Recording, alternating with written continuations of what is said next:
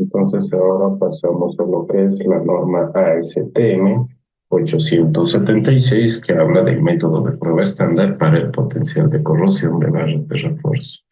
Este es un método de prueba estándar para determinar el potencial de corrosión de barras de refuerzo del hormigón. El método utiliza un electrodo de referencia de cobre sulfato de cobre para medir el potencial electroquímico de la superficie de la barra de refuerzo. Importancia de prevenir la corrosión en las estructuras de concreto reforzado.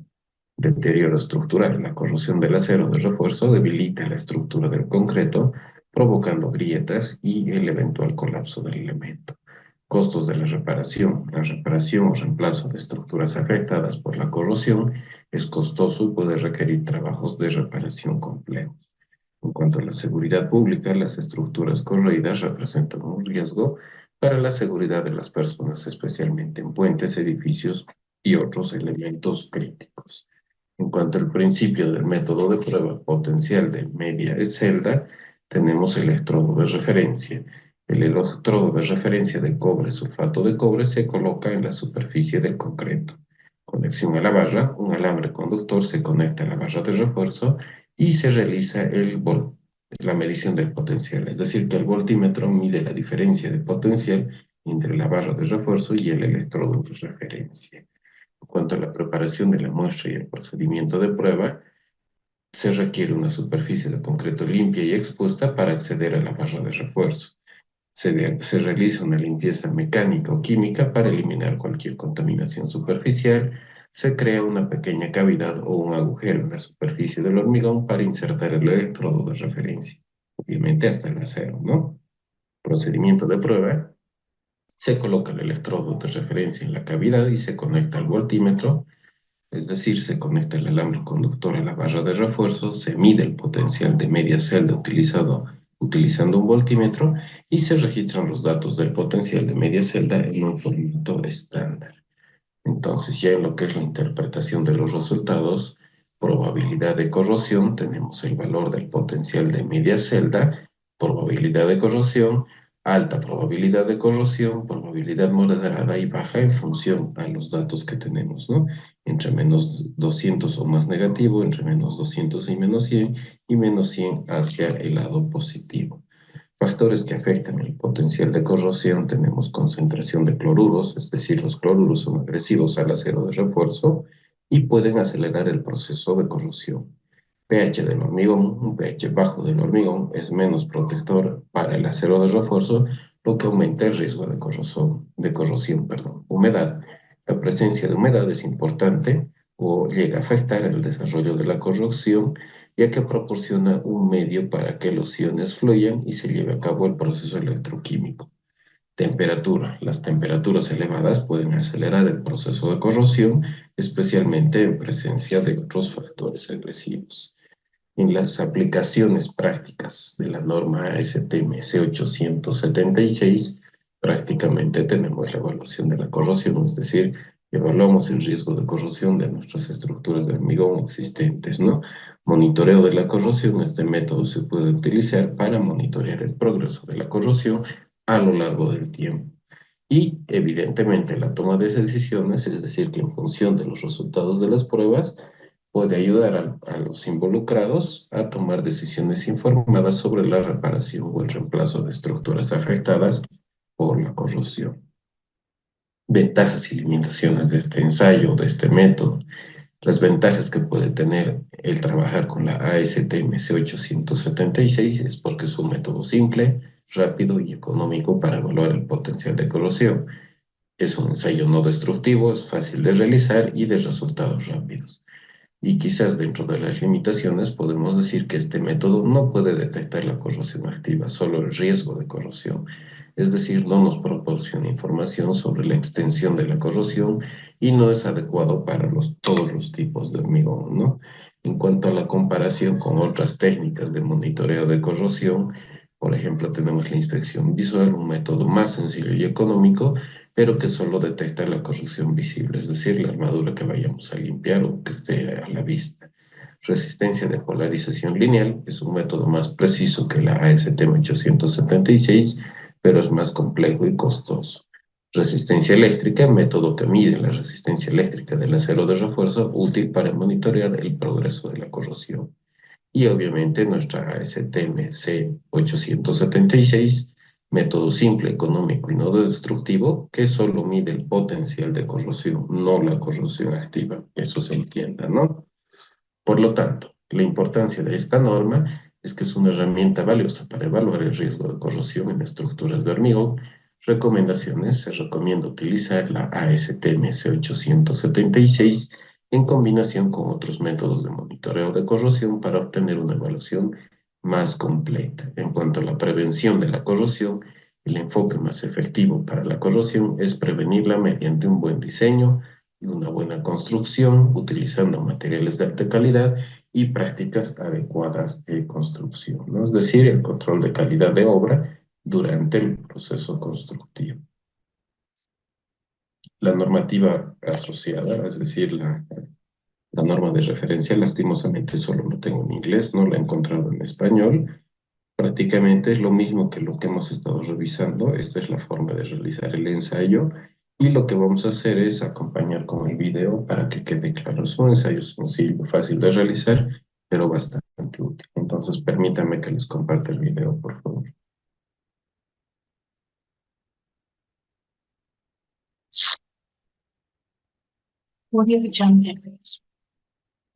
Hello everyone, I hope you all doing well. In today's video, I will be exploring the corrosion potential of reinforcing steel in concrete or half-cell potential according to ASTM C876. First, let's take a look at apparatus that we are going to use in this test. Reference electrode and voltmeter. Wire and appropriate connection. Contact solution. Sponge. And specimen. First of all, we have to clean and dampen the surface of concrete to ensure good contact between the electrode and the concrete. We could use soup solution with concentration of 0.5% in tap water. Be careful, the surface should be damp, not flooded, and the concrete must be damp enough for ions to flow so we could get a stable reading. Next, make a stable connection to the reinforcement steel. Then, put the sponge into the solution that we prepared earlier and use it to cover the electrode. After that, press the electrode against the specimen and read the voltage. It is good to take 2 or 3 separate readings to check if they are within a few millivolts. If not, try to dampen the surface of the concrete again and repeat this step until you are able to obtain a stable reading.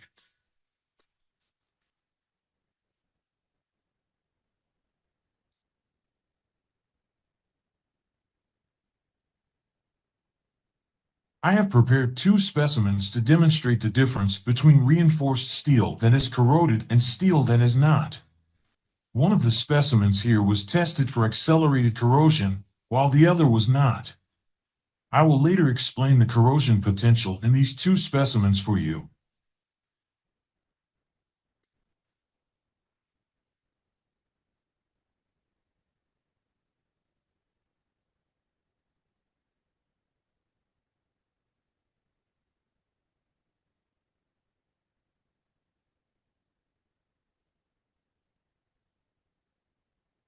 For supporting this channel, please do not forget to push the like and subscribe button.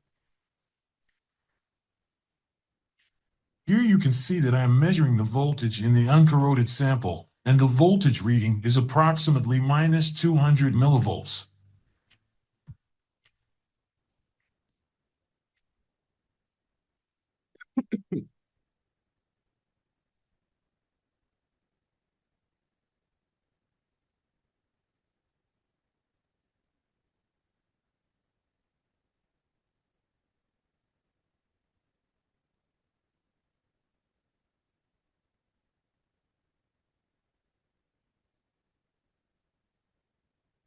The other sample, which was subjected to an accelerated corrosion test, has corroded reinforced steel. As a result, the voltage reading is more negative, measuring below minus 550 millivolts.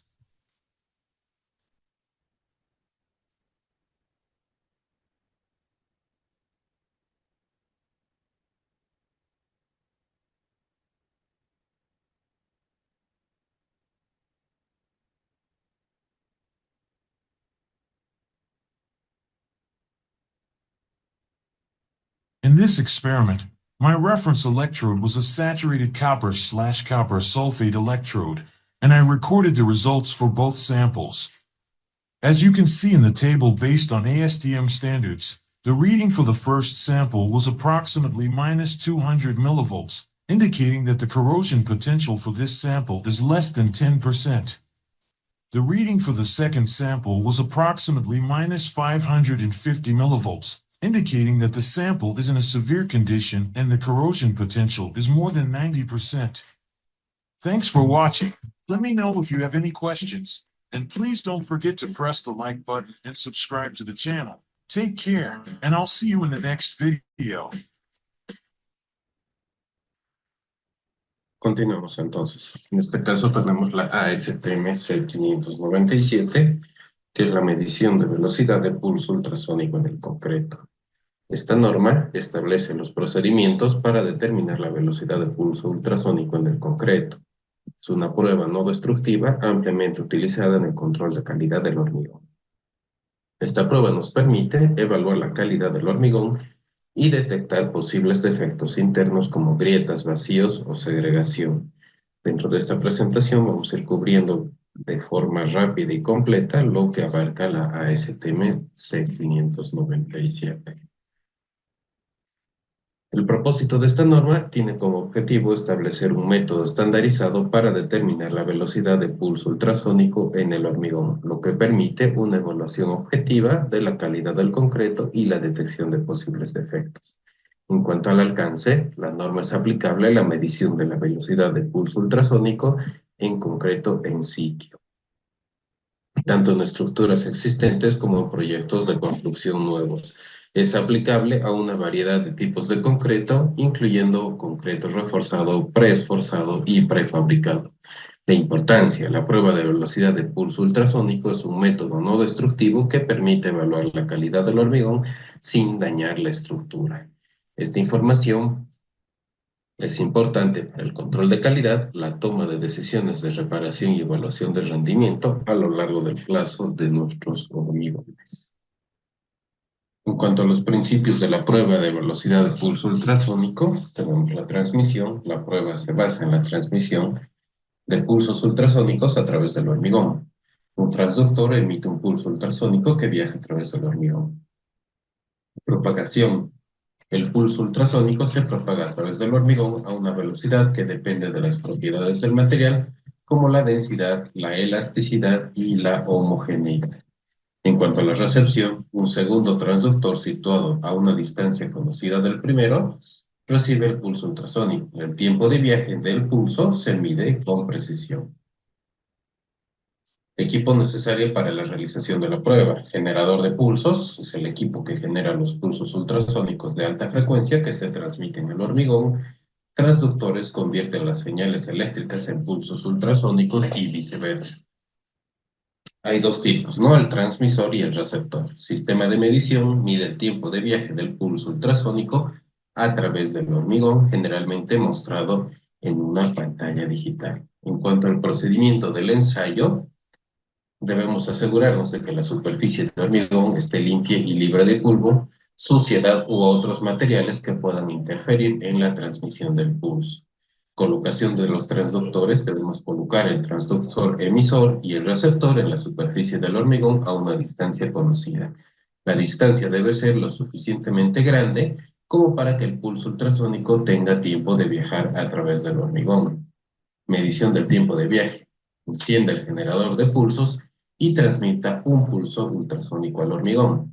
El sistema de medición registrará el tiempo que tarda el pulso en viajar a través del hormigón y llegar al transductor receptor. Repetición de las medidas.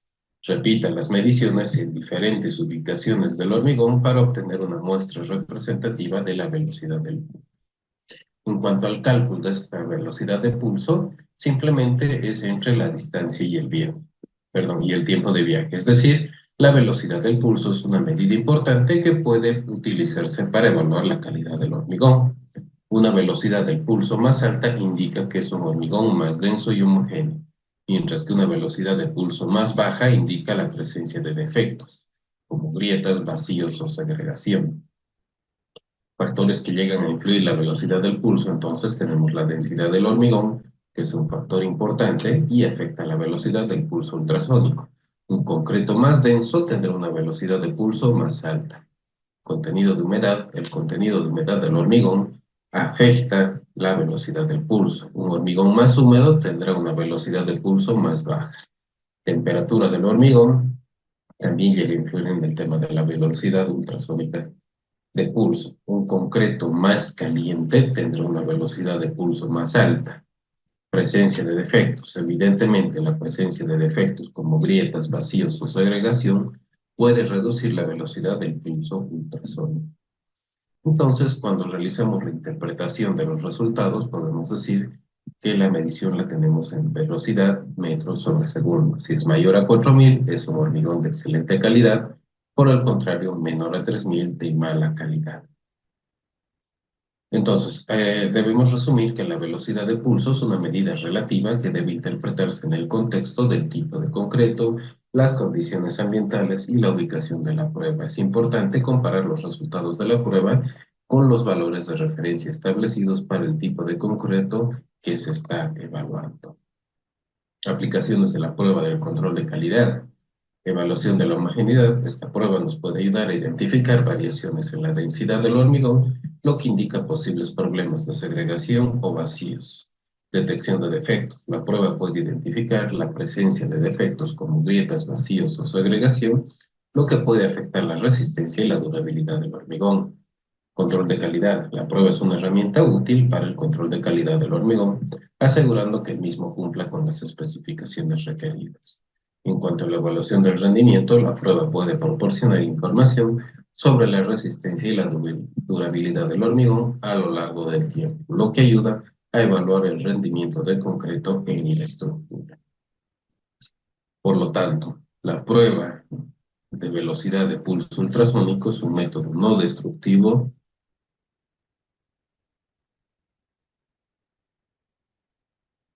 para evaluar la calidad del hormigón y detectar posibles defectos. Es una herramienta esencial para el control de calidad del hormigón, la evaluación del rendimiento del concreto y la toma de decisiones. El utilizar la norma ASTM C597 como guía nos puede permitir obtener información precisa sobre la calidad del hormigón, asegurando la integridad y la durabilidad de las estructuras. Por tema de tiempo, ya no vamos a entrar a revisar estas normas; sin embargo, todas están en el Drive, pierdan cuidado de eso. Entonces, estaríamos viendo simplemente algunos videos acompañando de las normas que sí tengo, y en el resto simplemente revisar el resumen que tenemos con las diapositivas. En este caso, sí tenemos un video que acompaña, por lo tanto, lo voy a reproducir a continuación. Hello, everyone. I hope you're having a fantastic day. In this video, we'll be exploring the pulse velocity test, which is a great way to assess the quality of concrete. Let's start by gathering the materials we need for this test. The testing apparatus, a reference bar, a spatula and some grease, a pencil and a ruler. Using the ruler, draw two diagonal lines connecting opposite corners on the chosen face of the concrete sample.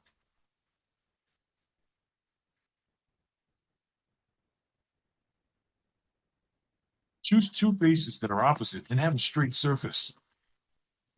Aclaración, por favor, parece que no todos escucharon. Las planillas de los ensayos lo vamos a revisar en un rato más. Estas mismas planillas se les entrega en versión editable a todos para que lo puedan utilizar. Y evidentemente puede parecer el curso teórico porque el aplicar las fórmulas de la norma es simplemente agarrar la norma y reemplazar los datos. No es nada muy complejo. Sin embargo, el entender para qué usos darle o cómo interpretar esto, eso es lo que muchas veces difiere de tener o no tener experiencia en este tipo de ensayos. O en algunos casos, que es peor, si no hemos realizado muchos de estos ensayos en nuestra vida profesional, porque evidentemente no todos se realizan continuamente o permanentemente para todos los proyectos, pues nos sirve el tenerlo en mente por lo menos para que cuando nos toque realizarlo o para que en algún momento que tengamos alguna necesidad, sepamos que sí existe algún ensayo para esto. Continuamos con nuestro video, por favor.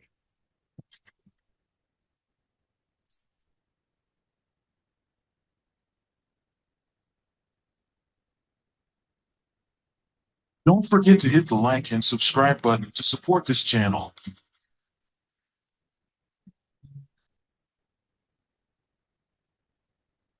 Let's get our hands greasy. Apply some grease to the transducer faces and then use the reference bar to calibrate the machine.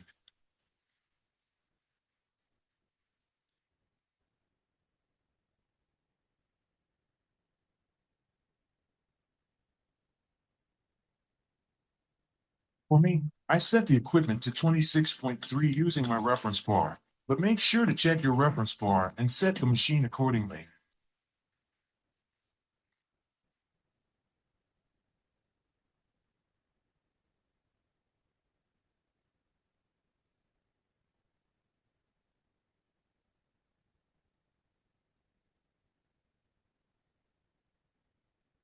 Now, let's test our samples. To ensure accurate results, we need to apply some grease to the transducer, the test sample, or both. This will prevent any air from getting in between. Place the faces of the transducer firmly against the surface of the concrete until a stable transit time is displayed. Then, determine the straight line distance between the centers of the transducer faces. In my case, I used a 150 millimeters cube, so that's my distance.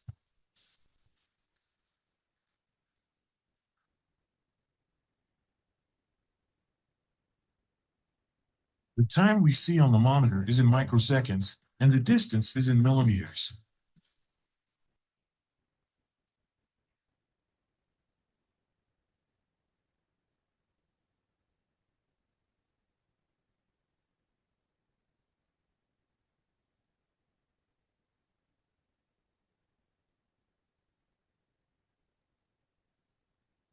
To find the velocity, we use the equation V equals to L over T, and the unit is kilometer per second.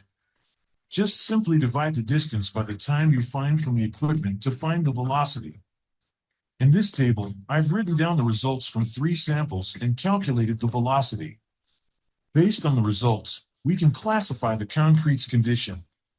In this case, the result was over 4.5, so the concrete quality is in excellent condition. Thanks for watching this video.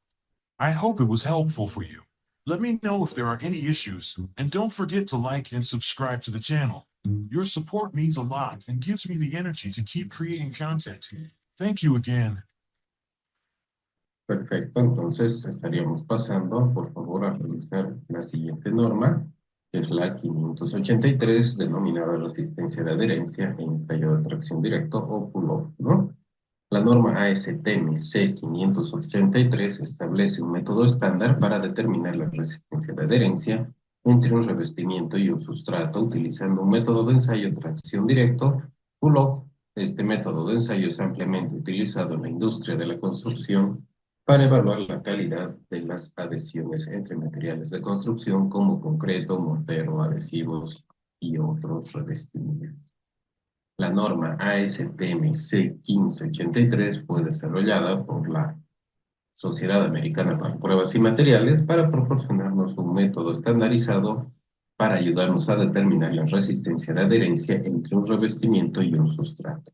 Esta norma es importante para garantizar que las adhesiones sean lo suficientemente fuertes para resistir las fuerzas aplicadas a las que están sujetas durante su uso normal. Por lo tanto, el objetivo de esta norma es proporcionar un método preciso y reproducible para medir la resistencia de adherencia de los materiales de construcción. La aplicabilidad se aplica a una amplia gama de materiales de construcción, incluyendo concretos, morteros, adhesivos, pinturas, recubrimientos, membranas impermeabilizantes y otros revestimientos. Y su importancia. El ensayo pull-off es un método de ensayo esencial para evaluar la integridad y la durabilidad de las adhesiones de la industria de la construcción, ya que ayuda a garantizar la seguridad y el rendimiento de las estructuras. El método de ensayo pull-off se basa en el principio de aplicar una fuerza de tracción en un área específica del revestimiento, utilizando un dispositivo de ensayo especial. La fuerza aplicada se incrementa gradualmente hasta que el revestimiento se separa del sustrato. La resistencia de adherencia se calcula a partir de la fuerza aplicada en el momento de separación y el área de la muestra.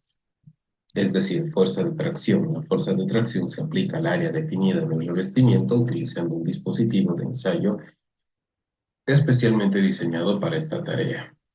Separación del revestimiento. A medida que la fuerza aplicada se incrementa, se genera tensión en la interfaz entre el revestimiento y el sustrato. Si la tensión supera la resistencia de adherencia, el revestimiento se separa del sustrato. Determinación de la resistencia de adherencia se calcula utilizando la fuerza máxima aplicada en el momento de la separación y el área de la muestra. En cuanto a los equipos y materiales necesarios para la prueba, se tiene el dispositivo de ensayo pull-off, un plato de metal con un área conocida, el adhesivo de contacto adecuado, cámara de curado, cinta métrica y el resto de equipos que usualmente están presentes en la mayoría de los ensayos, ¿no? La preparación adecuada de la superficie de la muestra es fundamental para obtener resultados precisos en el ensayo pull-off. La superficie debe estar limpia y seca y libre de cualquier contaminación o material suelto que pueda afectar la adhesión del revestimiento al sustrato. Se recomienda seguir las siguientes pautas. Limpieza. La superficie debe limpiarse a fondo para eliminar cualquier suciedad, polvo, grasa, aceite o cualquier otro contaminante. El método de limpieza debe seleccionarse en función del tipo de material y la naturaleza de la contaminación. Preparación de la superficie. La superficie debe prepararse para crear una superficie adecuada para la adhesión. Esto puede incluir el lijado, el pulido, el chorro de arena o el tratamiento con ácido, dependiendo del tipo de material. En cuanto al secado, la superficie debe estar completamente seca antes de aplicar el adhesivo. Se recomienda dejar secar la superficie durante al menos 24 horas a temperatura ambiente para asegurarnos que esté completamente seca. En cuanto al procedimiento de pull-off de acuerdo a la norma ASTM C1583, consta de los siguientes pasos. Preparación de las superficies. Prepara la superficie de la muestra de acuerdo con las instrucciones del fabricante y las recomendaciones de la norma 1583. Aplicación del adhesivo. Aplicamos una capa uniforme de adhesivo de contacto adecuado al plato de metal según las recomendaciones del fabricante del adhesivo. Colocación del plato. Se coloca el plato de metal en la superficie preparada, asegurándose de que el plato esté centrado y nivelado. Curado. Deje que el adhesivo cure durante el tiempo recomendado por el fabricante, normalmente 24 horas a temperatura ambiente, para asegurar que el adhesivo alcance su resistencia máxima. Prueba de tracción. Fije el dispositivo de ensayo pull-off al plato de metal y aplique gradualmente una fuerza de tracción hasta que el revestimiento se separe del sustrato. Registro de los datos. Debemos registrar la fuerza máxima aplicada en el momento de separación y el área del plato de metal. Utilizando estos datos podemos calcular la resistencia de adherencia. Prácticamente la forma de cálculo es fuerza máxima entre el área del plato, donde resistencia de adherencia la vamos a expresar como pascales o libras por pulgada cuadrada, ¿no? Depende de con qué unidad están midiendo nuestro equipo. En cuanto a la interpretación de los resultados del ensayo de pull-off, debe considerarse los siguientes factores. La resistencia de adherencia obtenida debe compararse con los requisitos especificados para el proyecto en particular. Se deben realizar múltiples pruebas para garantizar la precisión y la reproducibilidad de los resultados. Se deben analizar los factores que pueden influir en la resistencia de adherencia, como el tipo de adhesivo, la preparación de la superficie, tiempo de curado y las condiciones ambientales. Aceptabilidad. Si la resistencia de adherencia medida cumple o supera los requisitos especificados, la adhesión se considera aceptable. Por el contrario, una no conformidad si la resistencia de adherencia medida no cumple con los requisitos especificados. La adhesión se considera no conforme y se deben tomar medidas correctivas para mejorar la adhesión. Factores que influyen en la resistencia de adherencia entre un revestimiento y un sustrato puede verse debido a muchos, ¿no? Incluyendo la preparación de la superficie, el tipo de adhesivo, tiempo de curado, propiedades del sustrato.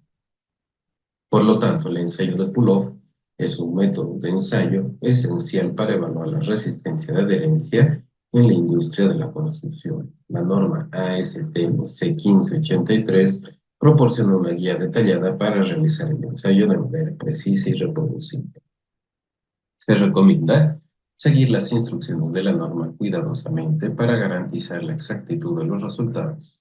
Es importante considerar los factores que puedan influir en la resistencia de adherencia, la selección de materiales y los métodos de preparación adecuados para garantizar que las adhesiones sean lo suficientemente fuertes para resistir las fuerzas aplicadas a las que están sujetas durante el uso normal. Como dijimos, no vamos a revisar las normas por tema de tiempo, entonces permítame que reproduzca un video que nos ayuda a terminar de comprender este ensayo.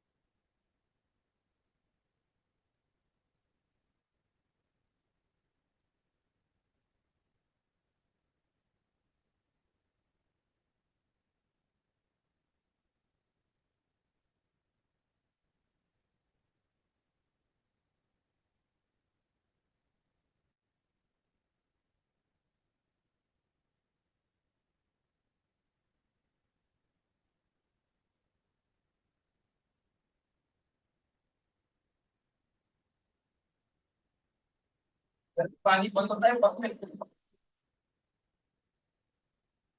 पानी नहीं आ रहा होता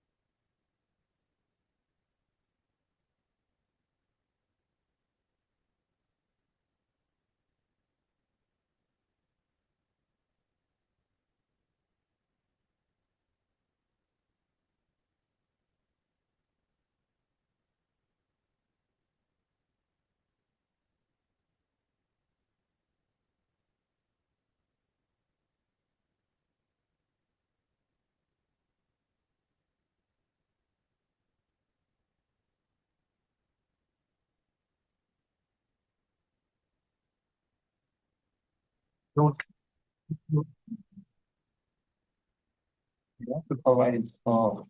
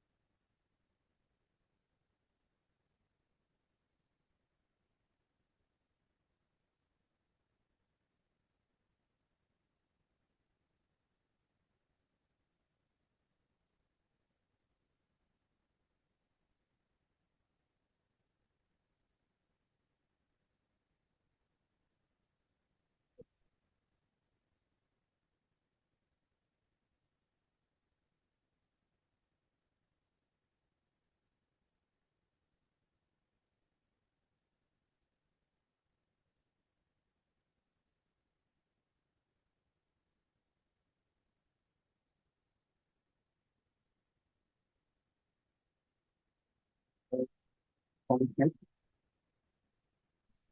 Drinking a solid taste.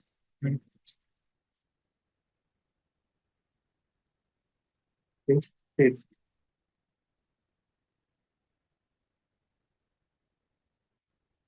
Dude, can you hold it?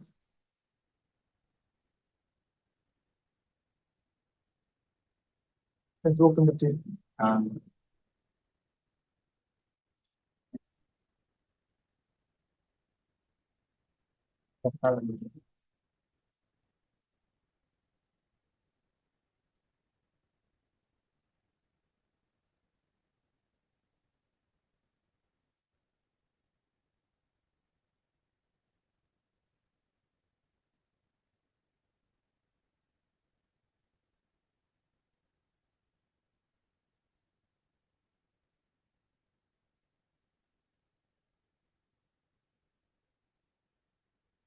Next, please.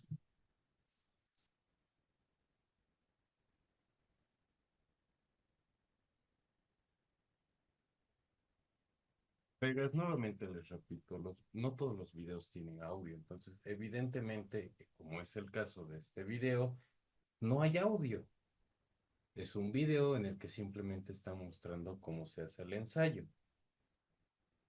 Y bueno, también deben saber los que han compartido alguna vez un video mediante Zoom o cualquiera de las plataformas, por la programación que tienen estos, cuando nosotros reproducimos un video, suele el programa, en este caso el Zoom, identificar como que es un ruido que no es una voz de una persona hablando. Entonces, lo silencia y prácticamente no comparte. Ese es el punto. De todas formas, estos videos que los revisamos acá, sí lo van a tener todo en la plataforma, ya he estado subiendo la mayoría de ellos, los van a tener todos, los van a poder volver a ver y van a poder verificar que evidentemente no todos tienen audio. En algunos casos tienen alguna música de fondo que acompaña, pero si no se escucha una voz es porque no hay una voz hablando. Y bueno, en todo caso, la calidad del internet también podría ir jugando el tema de reproducción, ¿no? Eso ya es algo que lastimosamente escapa de mis manos. Voy a continuar con el video.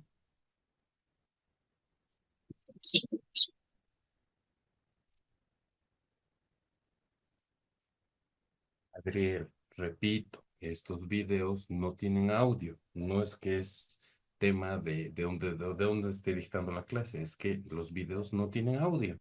Entonces, pues, no se va a escuchar nada. Voy a volver a continuar. Muchas gracias a todos.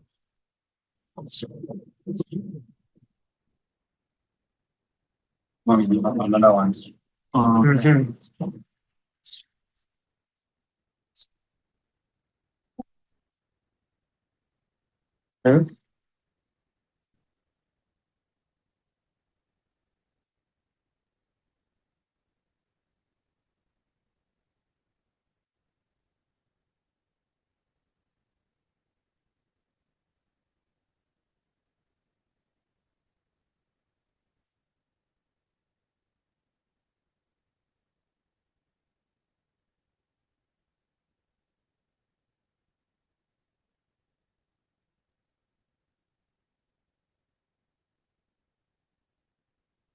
So we're gonna leave it like this for 24 hours so that the airports they can hold this thing there. Still this together. Yes, that's the standard. Okay, as for T881 part 4 epoxy, we have to leave it for 24 hours. So after 24 hours, we will apply the pull-off test.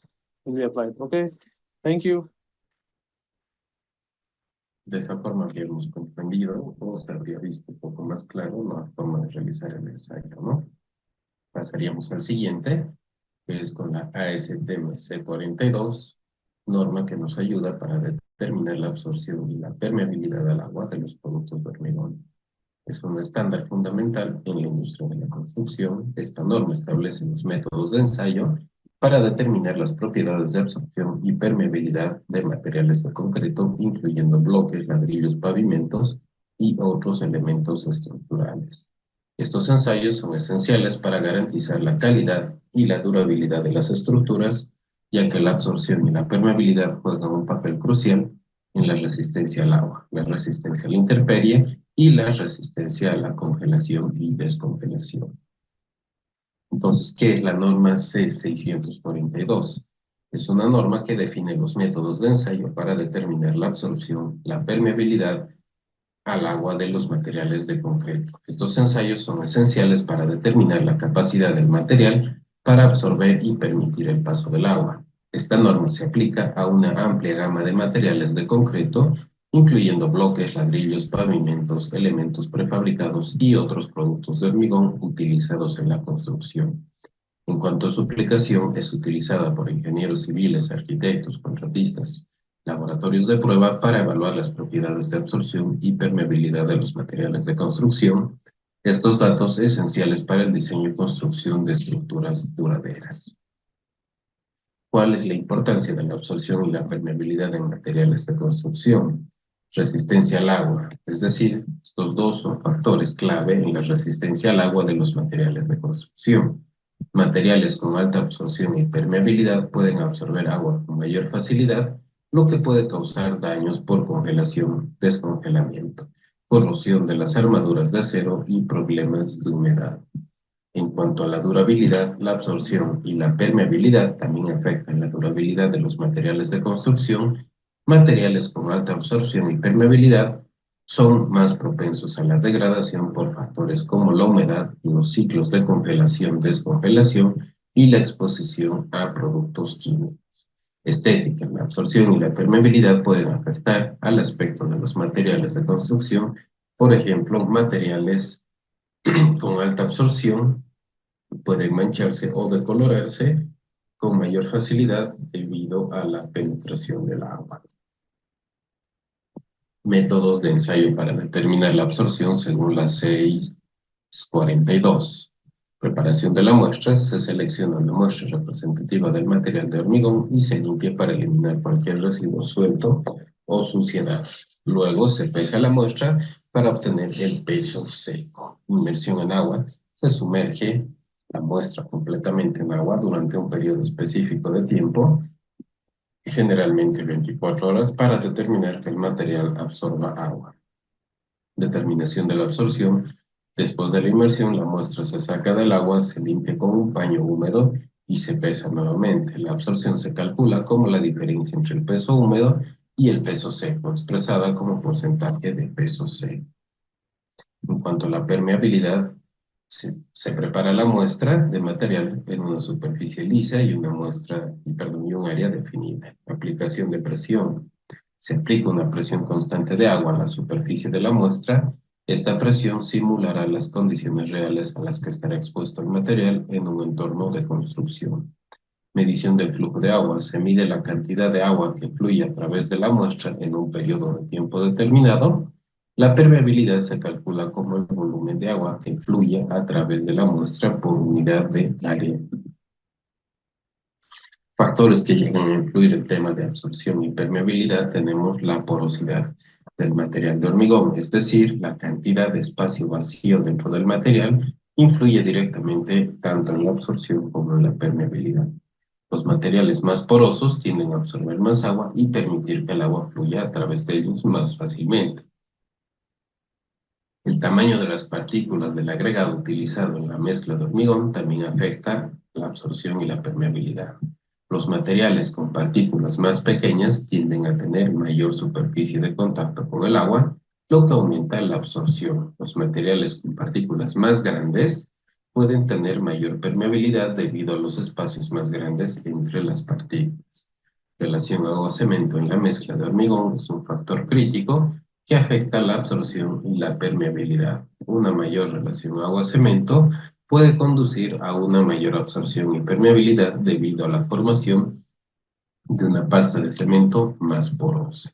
En cuanto a la interpretación de los resultados, es decir, valores críticos y rangos aceptables, bloques de concreto, por ejemplo, la absorción debería estar entre un 5 y 15% y su permeabilidad entre 10 menos 6 a 10 menos 4, ¿no? Lo mismo tenemos ejemplo para ladrillos de concreto o pavimentos de concreto. En cuanto a la relación entre la absorción, permeabilidad y durabilidad de los materiales, podemos decir que la durabilidad de un material de hormigón está estrechamente relacionada con su absorción y permeabilidad. Materiales con baja absorción y permeabilidad son más resistentes a la degradación por humedad, ciclos de congelamiento y descongelamiento y exposición a productos químicos. Una mayor absorción puede aumentar la probabilidad de daños por congelamiento y descongelamiento y corrosión de las armaduras de acero. Los materiales con alta absorción también pueden ser susceptibles a las manchas y decoloración. Permeabilidad. Una mayor permeabilidad puede permitir que el agua penetre en el material, lo que puede causar daños por humedad, crecimiento de moho y la degradación del material a largo plazo.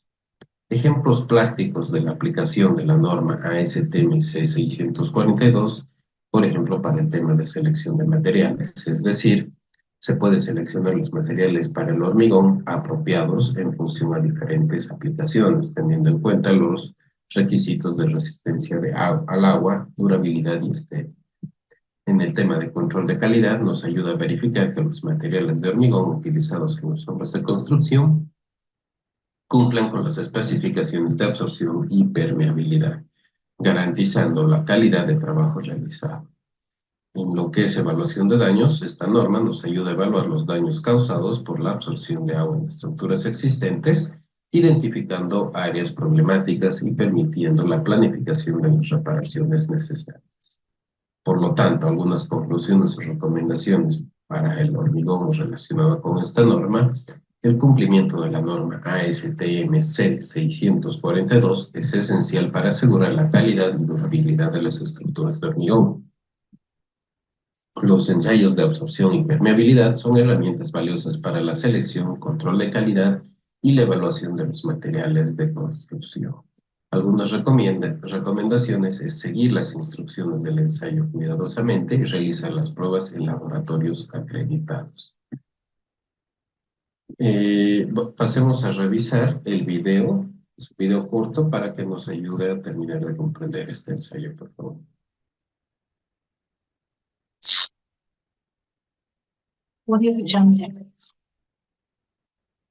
Hello everyone and welcome to my channel. In today's video, we will be exploring the ASTM C642 standard for determining the density, water absorption, and void percentage in hardened concrete. Here are the materials and apparatus that we'll need. Balance. Oven. Water heater. Pot. And bucket. Test specimen. Whenever possible, the sample shall consist of several individual portions of concrete. The individual portions may be pieces of cylinders or beams of any desired shape or size, except that the weight of each portion shall be not less than approximately 800 grams, and each portion shall be free from observable cracks, fissures, or shattered edges. Now let's start the test with the first step, oven dry mass. First, we take out the sample from the curing tank and remove the surface moisture by a towel. Then, we determine the initial mass of the specimen. Next, we place the specimen in the oven and set the temperature to 110 plus or minus 5 degrees Celsius and keep it there for a minimum of 24 hours. In my case, because I just take them out of curing tank for initial drying period, I keep them in the oven for 48 hours, and then take them out and let them to cool in dry air until a temperature reached to the 20 to 25 degrees Celsius. Once it is cooled, we determine its mass again.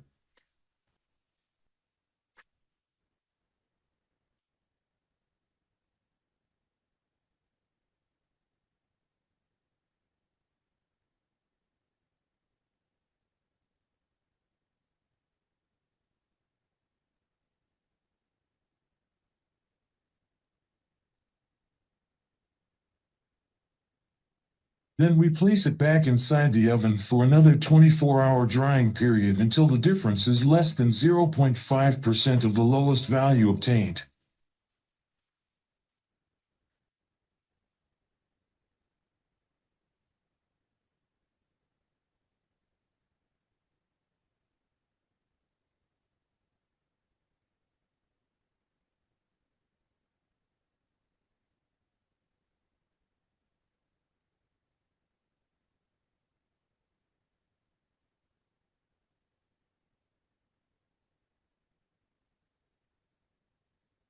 The last value that we obtained is designated as A, and we will be using it in further calculation.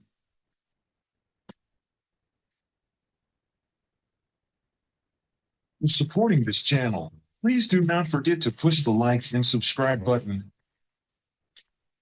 Second step is to determine the sample mass after immersion in the water. We place the specimen in the bucket filled with water at a temperature of 21 degrees Celsius and keep it there for at least 48 hours. Then we take out the sample from the water and remove the surface moisture using a towel.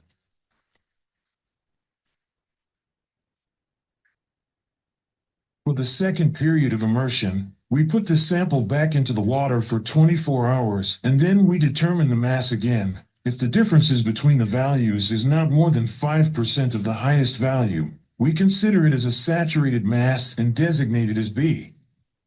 Third step in our procedure is determining the sample mass after boiling.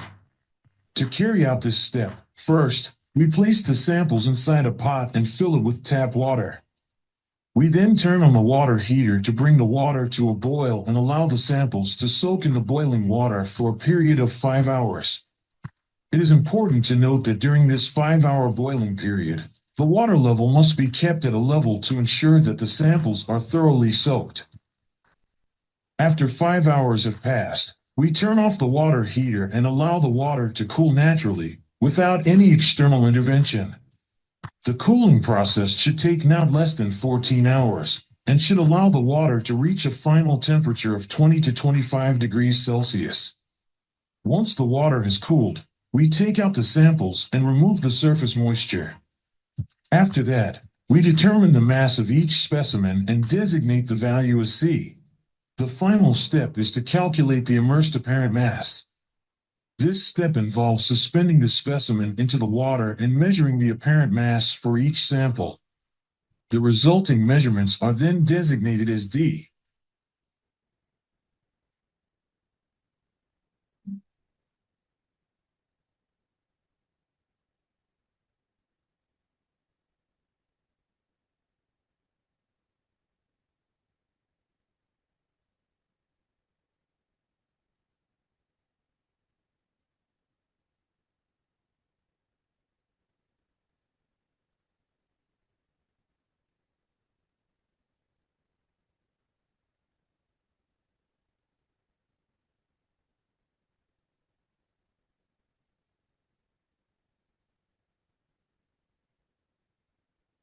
At the end, as you can see in this slide, I've inserted all the values that we found from today's test in the top table.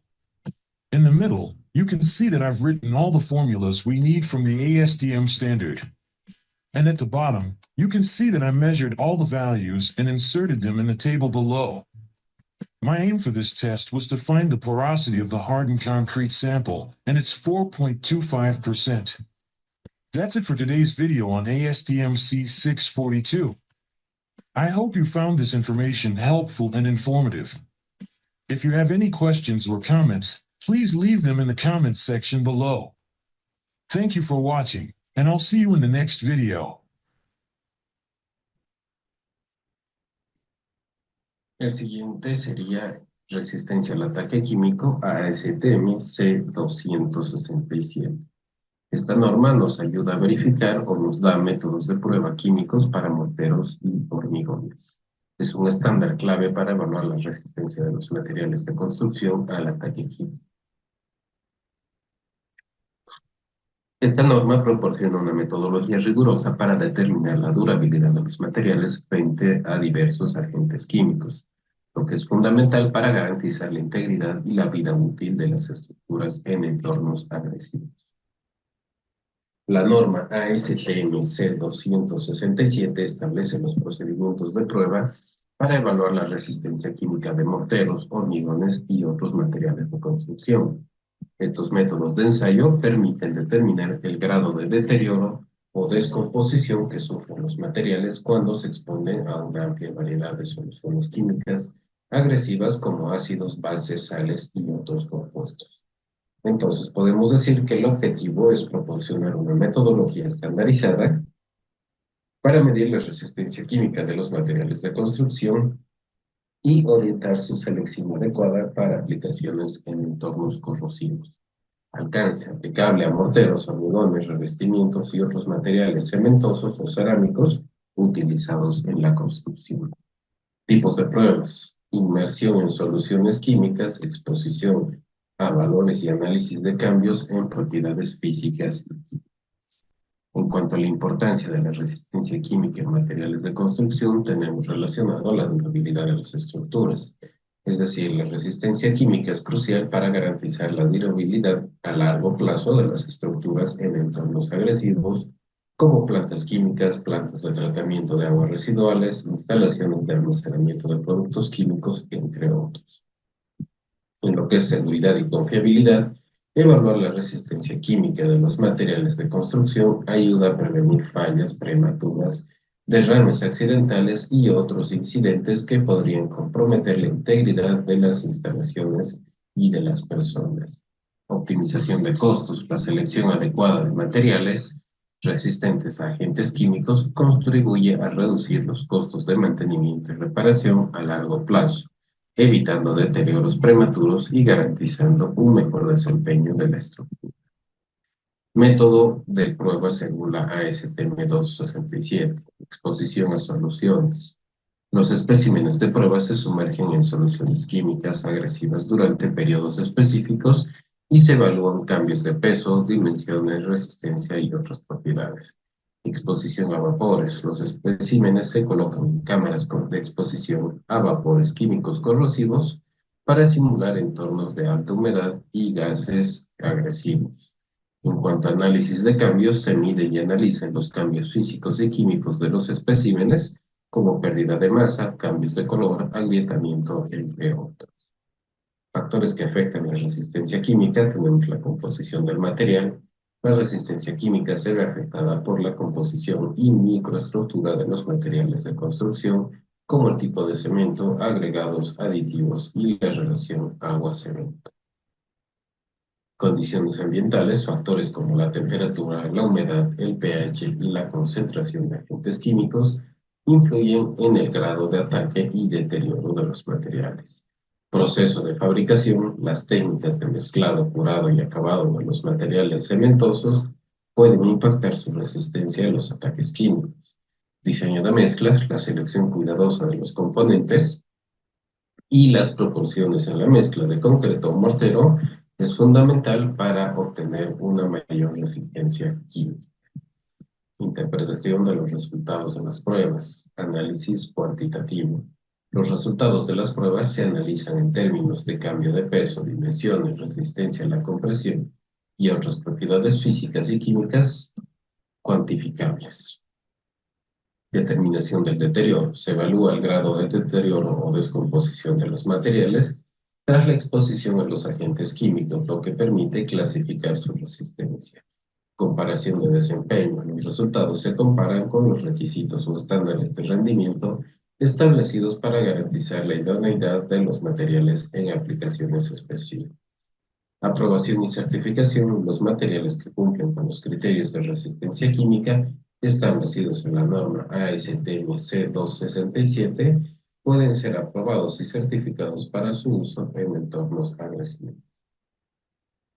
Ejemplos de materiales y su resistencia química: por ejemplo, un concreto a base de cemento Portland suele tener resistencia baja al tema de ácidos, resistencia moderada a las bases y resistencia moderada a los sulfatos, ¿no?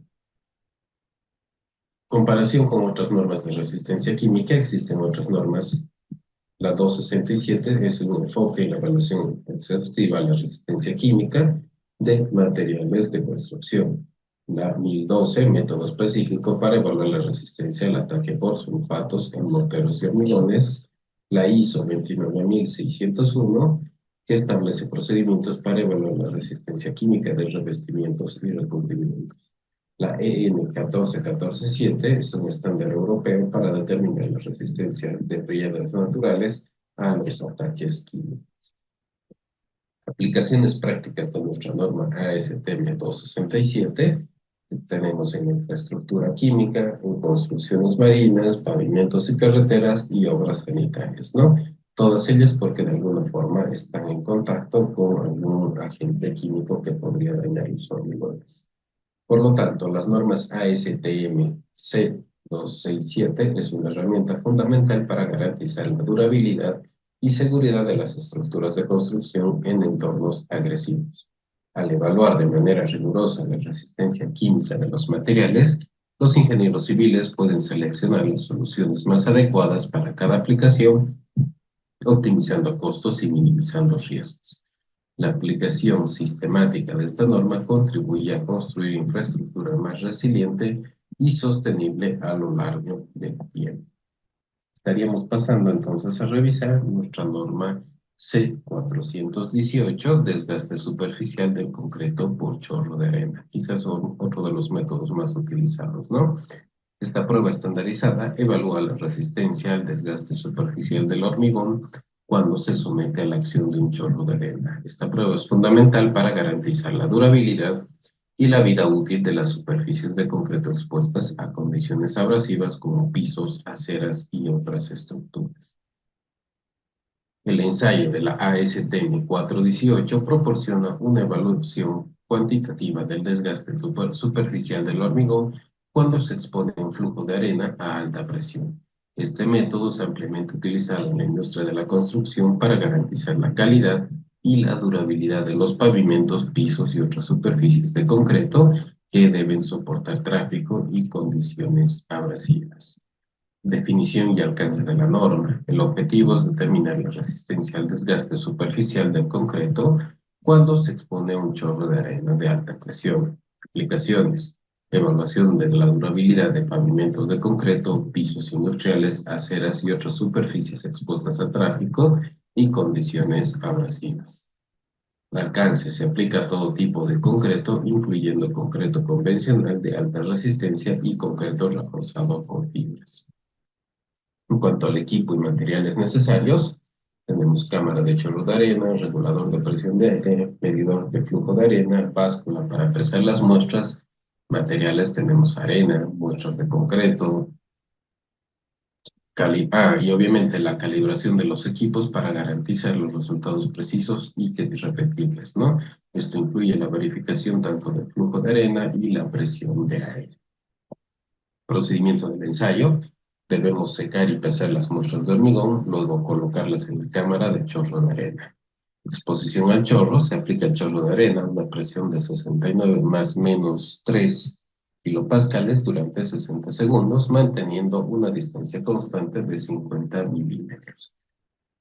Medición del desgaste. Retirar las muestras, limpiarlas y volver a pesarlas para determinar la pérdida de peso que representa el desgaste superficial. En cuanto al cálculo e interpretación de resultados, la pérdida de peso, expresada en centímetro cúbico por centímetro cuadrado, se calcula dividiendo la pérdida de peso de la muestra entre el área expuesta y la densidad del hormigón. Los resultados se comparan con los límites establecidos en la norma para determinar si el concreto cumple con los requisitos de resistencia al desgaste. El análisis de los resultados permite identificar factores como la calidad de los materiales, la dosificación y el curado que afectan la resistencia al desgaste. Factores que influyen en los resultados: la composición del hormigón, la relación agua-cemento, el tipo y la cantidad de agregados, así como la presencia de aditivos, pueden afectar significativamente la resistencia al desgaste. Curado y endurecimiento. El curado adecuado y un endurecimiento prolongado mejoran la resistencia superficial del hormigón y por lo tanto su desempeño en la prueba de desgaste. Edad de la muestra. La resistencia al desgaste del concreto incrementa con la edad, por lo que es importante evaluar las muestras a una edad representativa de la aplicación. Acabado superficial. El tipo de acabado superficial, como alisado o texturizado, también puede influir en los resultados de la prueba de desgaste. Aplicaciones y usos de la norma ASTM 418. Evaluación de calidad. Se utiliza para verificar el cumplimiento de especificaciones de resistencia al desgaste de concretos destinados a pisos, pavimentos y otras aplicaciones expuestas al tráfico y a condiciones abrasivas. Desarrollo de mezclas. Los resultados de la prueba permiten a los ingenieros y fabricantes de hormigón optimizar la dosificación y los materiales para mejorar la resistencia al desgaste de las mezclas. Control de calidad. Esta norma se aplica en el control de calidad de la producción de hormigón, garantizando que las características de desempeño se mantengan dentro de los límites específicos. Algunas ventajas: es un método estandarizado y reproducible, evalúa la resistencia real al desgaste superficial, permite comparar diferentes mezclas de hormigón, relativamente sencillo y económico de implementar. Desventajas: no simula con precisión todas las condiciones de campo, puede haber variabilidad entre los resultados en función a los laboratorios, requiere equipos especializados y muestras de concreto. Los resultados dependen de diferentes factores del hormigón. Por lo tanto, nuestra norma ASTM C418 es una herramienta fundamental para evaluar la resistencia al desgaste superficial del concreto en aplicaciones que requieran durabilidad y resistencia a condiciones abrasivas. Al comprender los factores que influyen en los resultados y aplicar correctamente el método de ensayo, los ingenieros y fabricantes de hormigón pueden desarrollar mezclas optimizadas y garantizar la calidad de las superficies de concreto en proyectos de construcción. Pasamos a la siguiente. En este caso estamos hablando de la ASTM 1138, desgaste del concreto en entornos con abrasión bajo el agua. Esta norma establece un método de prueba para evaluar la resistencia al desgaste abrasivo del hormigón cuando está sumergido en agua. Es una prueba fundamental para determinar la durabilidad del hormigón en entornos acuáticos con alto riesgo de abrasión, como estructuras hidráulicas, muelles, puentes y otras aplicaciones en las que el concreto está expuesto a la acción erosiva del agua y materiales en suspensión. Por lo tanto, podemos decir que el desgaste abrasivo es un fenómeno que ocurre cuando la superficie de hormigón entra en contacto con partículas sólidas como arena, grava o limo que se desplazan a través del agua. Esto provoca la erosión gradual del material, reduciendo su espesor y afectando su desempeño a lo largo del tiempo.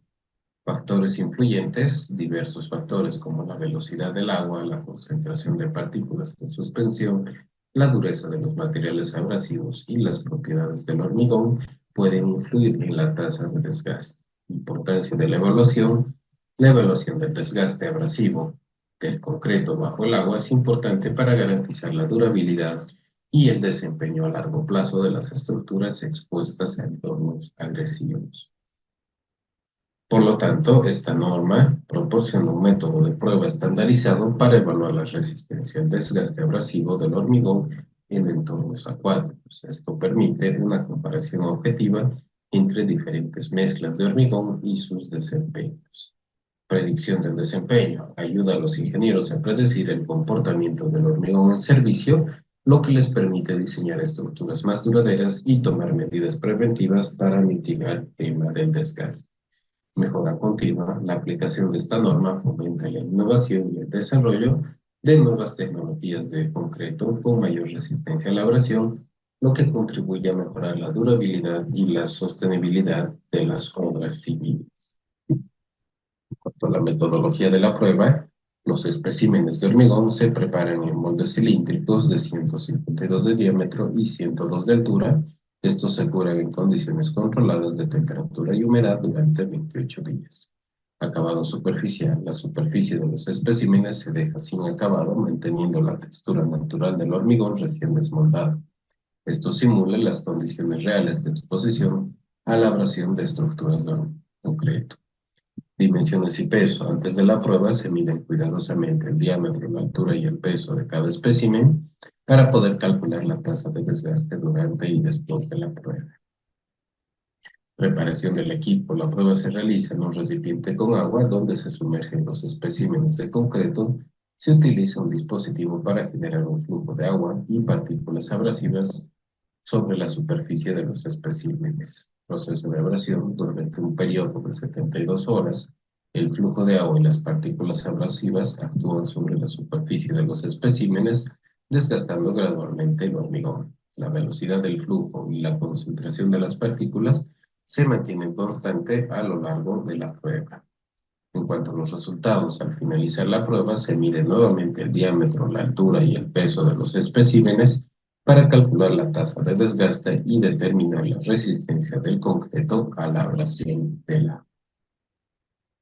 Variables a controlar: la velocidad del flujo, es decir, la norma ASTM C1138 especifica una velocidad de flujo de 5.5 metros por segundo, lo cual simula condiciones de flujo moderadamente altos en entornos acuáticos. Concentración de partículas abrasivas en el agua se ajusta a 3 gramos por litro, representando una cantidad significativa de material en suspensión. Tamaño de las partículas abrasivas son utilizadas para las pruebas en un rango de 0,6 a 1,18 milímetros, simulando el tamaño típico de arenas y gravas en ambientes acuáticos.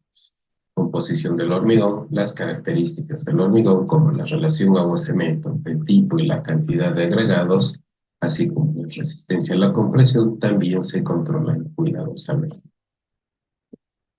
Con los resultados e interpretación de los datos obtenidos, los resultados de la prueba se expresan como la tasa de desgaste del hormigón, es decir, la pérdida de volumen o espesor del material por unidad de tiempo. Comparación de mezclas: los valores de tasa de desgaste obtenidos permiten comparar el desempeño de diferentes mezclas de hormigón y determinar cuáles son más resistentes a la abrasión bajo el agua. Estimación de durabilidad: los datos de las pruebas ASTM 1138 también se pueden utilizar para estimar la vida útil y la durabilidad de las estructuras de concreto expuestas en entornos acuáticos con el desgaste abrasivo. Factores que influyen en el desgaste del hormigón bajo el agua: la composición del hormigón, las características del flujo y las propiedades del hormigón. Aplicaciones prácticas, obviamente, en el diseño de estructuras hidráulicas, para el tema de mantenimiento y rehabilitación y desarrollo de nuevos materiales. Todos ellos relacionados a estructuras que están en contacto con el agua, como pueden ser las estructuras hidráulicas o estructuras viales que de igual forma están en contacto permanente con flujos de agua, ¿no? Por lo tanto, la norma ASTM C1138 es fundamental para evaluar la resistencia al desgaste abrasivo del hormigón en entornos acuáticos, lo que permite diseñar estructuras más duraderas y predecir su comportamiento a largo plazo. Al diseñar estructuras de hormigón expuestas a la abrasión bajo el agua, es esencial considerar los resultados de la prueba ASTM 1138 para seleccionar las mezclas de concreto más apropiadas. Mejoras futuras: la continua investigación y el desarrollo de nuevas tecnologías de hormigón, respaldados por la aplicación de la norma 1138, permitirán mejorar más el tema de resistencia a la abrasión y la durabilidad de las obras civiles. Pasemos a revisar un video corto de esta norma y posteriormente continuamos con la siguiente. ¿Qué tal? El ensayo que están viendo a continuación se refiere a la norma ACTM 1138, ¿ok? C1138, donde describe el método de prueba para determinar la resistencia a la abrasión, ¿ok? Del concreto bajo el agua, ¿ok? Este procedimiento, si bien simula la acción abrasiva de partículas, ¿no?, transportadas por el agua como sedimentos de arena, grava y otros sólidos, ¿ok? El objetivo de esta norma, ¿ok?, la CTM C1138, tiene como objetivo proporcionar, ¿ok?, una evaluación relativa de la resistencia del concreto a la abrasión, ¿ok?, causada por partículas suspendidas y transportadas por el agua en este caso, ¿ok? Estas partículas pueden llegar a provocar desgastes en el concreto, ¿ok?, y generar baches y otros efectos relacionados, ¿ok? El alcance de esta prueba, ¿ok?, es la determinación de la resistencia relativa, ¿verdad?, del concreto, incluyendo revenimientos de concreto e impregnaciones, ¿ok?, a la abrasión bajo el agua en este caso, ¿ok? Se simula una acción abrasiva de partículas transportadas por el agua, como son esos sedimentos de arena y grava, ¿ok? La unidad de medida en este caso es el Sistema Internacional SI, ¿ok?, que se considera estandarizado en la norma, ¿ok? También este método de ensayo abarca un procedimiento, ¿ok? Para determinar la resistencia relativa del hormigón en este caso, ¿ok? Incluido los revenimientos, como le dije, y el hormigón impregnado en este caso, ¿ok? Más que todo es sumergida bajo el agua, ¿ok? El espécimen en este caso, ¿ok? Existen otros métodos, ustedes lo deben conocer, ¿verdad? Para medir la resistencia a la abrasión de superficie del hormigón, pero que no están bajo el agua en este caso, ¿ok? Que incluyen los métodos de prueba, la CTM C418, la C779, la C779M y la C 944 y 944 ¿ok?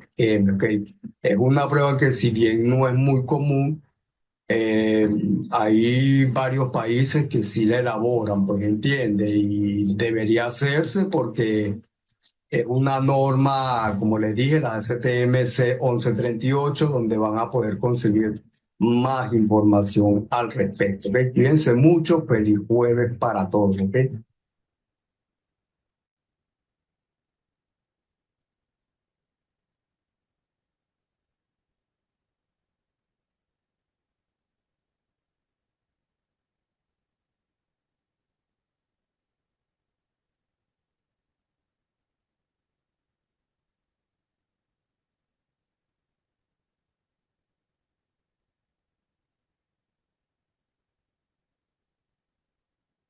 Continuar con la siguiente norma. Nos tomaremos un pequeño descanso de unos minutos, por favor.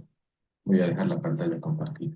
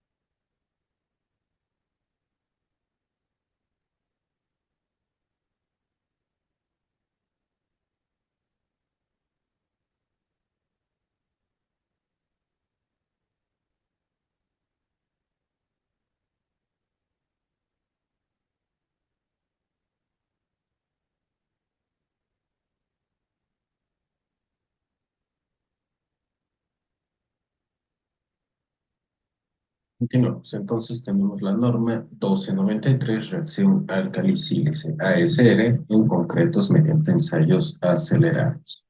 En este caso, la norma 1293 proporciona un método de ensayo acelerado para evaluar la susceptibilidad del concreto a la reacción álcali-sílice, un fenómeno dañino que puede causar deterioro y fisuras en las estructuras de hormigón. Este enfoque experimental permite determinar la susceptibilidad de diferentes combinaciones de cemento, agregados y aditivos de manera rápida y confiable, lo que es fundamental para garantizar la durabilidad a largo plazo de las obras de hormigón. ¿Qué es la ASR? Es la reacción álcali-sílice, es una reacción química que produce los álcalis del cemento, sodio y potasio, y ciertos tipos de sílice reactiva presentes en los agregados de hormigón. Esta reacción produce un gel expansivo que puede causar fisuras, deformaciones y deterioro progresivo de las estructuras. Para los que han sido parte del curso de experto en hormigón, ya saben de lo que estamos hablando, ¿no? Factores que influyen en la ASR. La susceptibilidad a la ASR depende de varios factores como el tipo de cemento, la composición de los agregados, la humedad y la temperatura. Entender estos factores es clave para prevenir y mitigar los problemas causados por este tipo de reacción. La importancia de la evaluación temprana para la susceptibilidad a la reacción álcali-sílice es fundamental para garantizar la durabilidad a largo plazo de las estructuras de hormigón. Los ensayos acelerados como el 1293 permiten identificar y seleccionar materiales adecuados para evitar problemas futuros. Daños causados por la reacción álcali-sílice en estructuras de hormigón, fisuras y deformaciones, es decir, la expansión del gel del álcali produce fisuras y deformaciones en el concreto, debilitando la estructura y afectando su integridad estructural.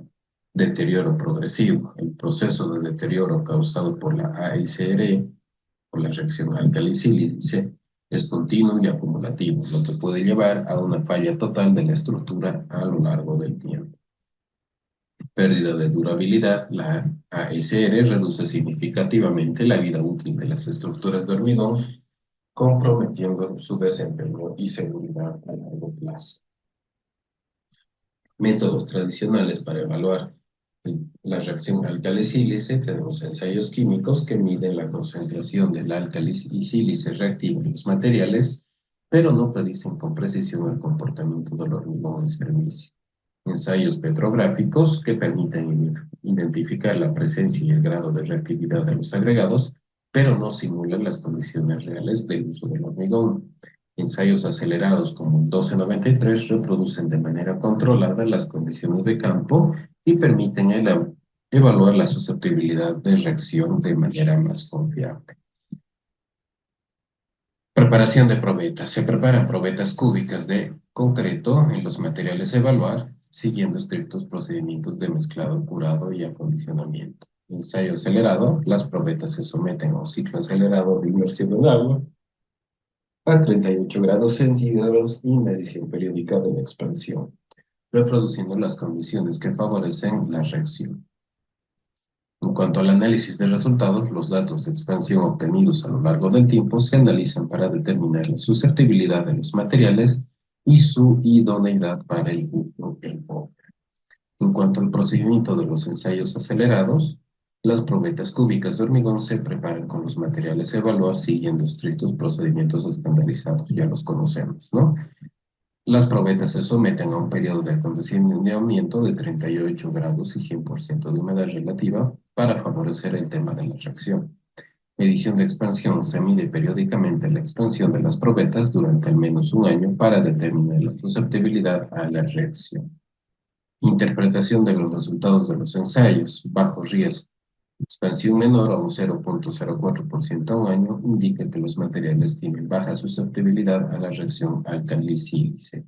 Riesgo moderado entre un rango de 0.4 y 0.12% en un año. Y riesgo alto, una expansión mayor a 0.12. Ventajas y limitaciones de los ensayos acelerados. Ventajas: evaluación confiable de la susceptibilidad a la reacción álcali-sílice, resultado en un año a diferencia de otros métodos más lentos, reproducción en condiciones de campo de manera controlada, guía para la selección de materiales apropiados Por si acaso no es necesariamente un año el ensayo, se lo puede realizar en un par de semanas. No estoy seguro qué tiempo se necesita, pero no llegamos a utilizar un año para determinar los resultados, sino tampoco lo podríamos utilizar para algún proyecto, ¿no? Limitaciones requieren mayor tiempo y recursos que otros ensayos. Los resultados pueden verse afectados por diferentes factores como la humedad y la temperatura. No evalúa el comportamiento a largo plazo del hormigón en servicio. Comparación con otros ensayos, el ASTM 1293 es un tema acelerado, confiable de reproducción en condiciones de campo, mayor tiempo y recursos. Ensayos químicos, por ejemplo, son rápidos y económicos, pero no producen el comportamiento en servicios, lo que ya habíamos comentado, ¿no? Por lo tanto, la evaluación temprana de la susceptibilidad a la reacción álcali-sílice, utilizando métodos confiables como la ASTM 1293, es fundamental para garantizar la durabilidad y seguridad de las estructuras de hormigón.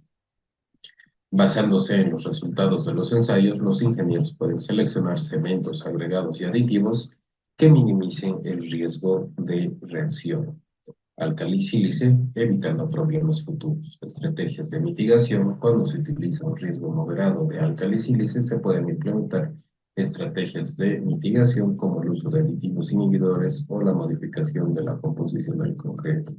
Cuando se tiene reacción al álcali, de igual forma se puede agregar puzolana, ¿no? Y esto también es una forma de controlar este problema. Antes de continuar con la 944, pasemos por favor a revisar el video del anterior.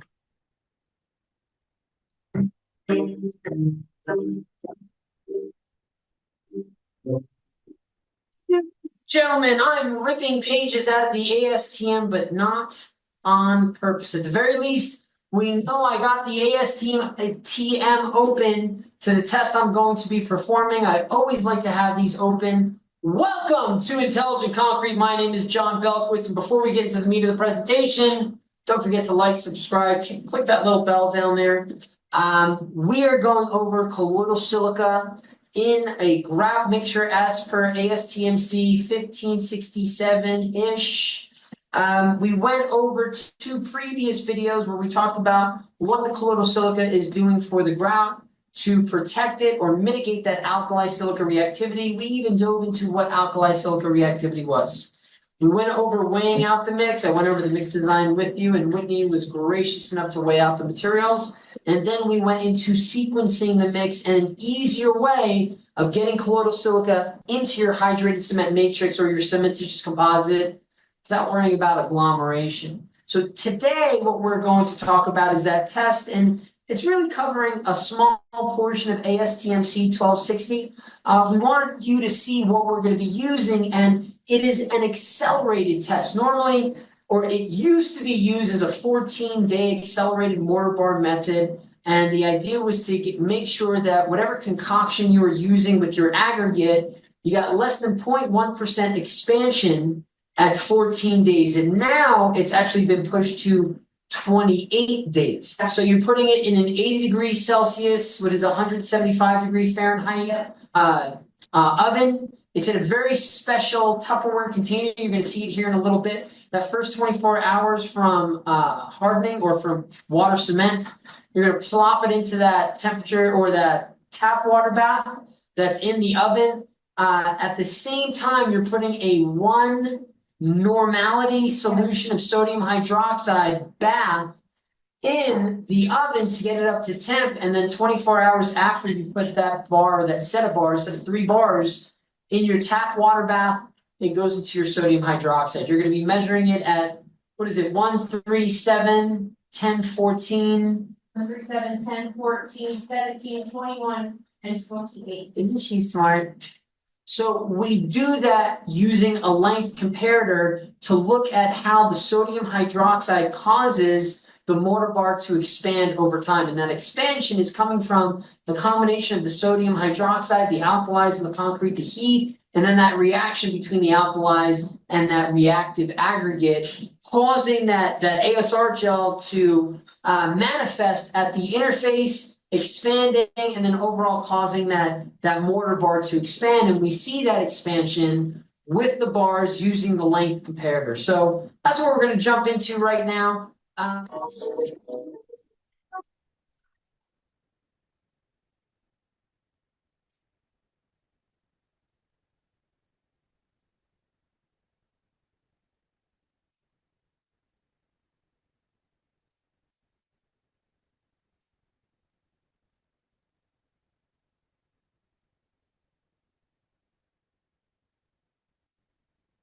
So this is the mortar bar expansion test, where we took our sample out of our 80C oven, and it's been soaking in a water bath for the first 24 hours.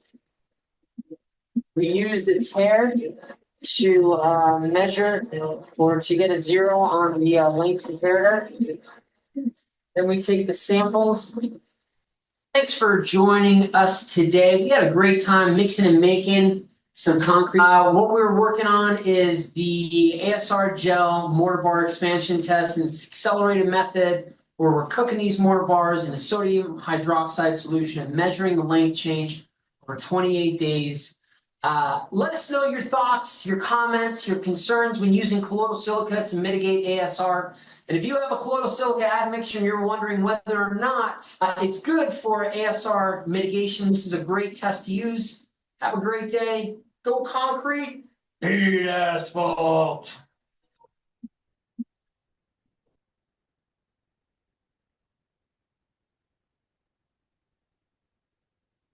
Continuamos. ASTM 944, resistencia al desgaste.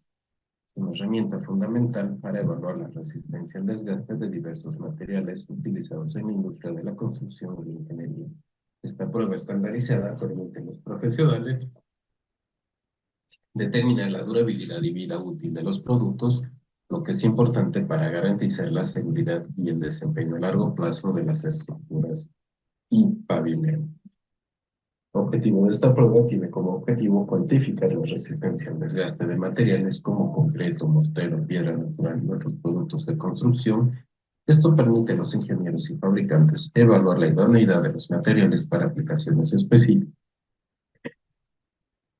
En cuanto al principio de funcionamiento, la prueba consiste en someter la superficie de una muestra a un desgaste controlado mediante la rotación de un disco abrasivo. La pérdida de masa resultante se utiliza para calcular la resistencia al desgaste del material. Aplicaciones comunes. Los resultados de esta prueba se utilizan para comparar la durabilidad de diferentes materiales, seleccionar los más adecuados para aplicaciones específicas y monitorear la calidad y el desempeño de los productos a lo largo del tiempo. Importancia de la resistencia del desgaste de los materiales, durabilidad, seguridad y eficiencia. La metodología de la prueba, selección de las muestras, el acondicionamiento y preparación de la superficie. Lo estamos pasando un poco más rápido porque prácticamente es repetitivo, ¿no? El montaje de la muestra, aplicación de carga y evaluación del desgaste. Factores que llegan a incluir la composición del material, procesamiento y acabado, condiciones de servicio, interacción con el entorno. Y en lo que es la interpretación de los resultados, como la pérdida de masa y la tasa de desgaste, se analizan para determinar la resistencia al desgaste del material, comparación con estándares, optimización de diseños, informes técnicos que podrían documentar el uso de algunos materiales o en aplicaciones constructivas, ¿no? Si comparamos con otras normas, estamos viendo un cuadro en el que hacemos referencia con otro tipo de normas que igual miden la resistencia al desgaste, ¿no? Pero quizás con aplicaciones más puntuales o para algunos materiales en sí.